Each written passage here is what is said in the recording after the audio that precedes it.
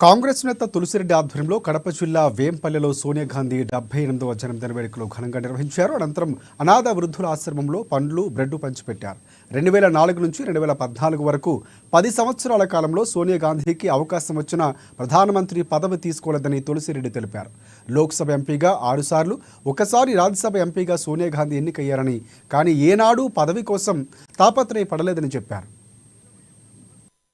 సంవత్సరాల పాటు జాతీయ అధ్యక్షురాలుగా సేవ చేశారు. కాంగ్రెస్ పార్టీ అంటే జాతిపిత మహాత్ముడు, శాంతిదూత జవహర్లాల్ నెహ్రూ, విప్లవ నేత నేతాజీ సుభాష్ చంద్రబోస్, ఉక్కు మనిషి సర్దార్ వల్లభాయ్ పటేల్, ఉక్కు మహిళ ఇందిరమ్మ, రైతు బిడ్డ నీలం సంజీవ్ రెడ్డి లాంటి మహోన్నతమైన నాయకులు అలంకరించినటువంటి పదవి కాంగ్రెస్ పార్టీ అధ్యక్ష పదవి. అటువంటి అధ్యక్ష పదవిని 21 సంవత్సరాల పాటు నిర్వహించినటువంటి గొప్ప నాయకురాలు శ్రీమతి సోనియా గాంధీ గారు.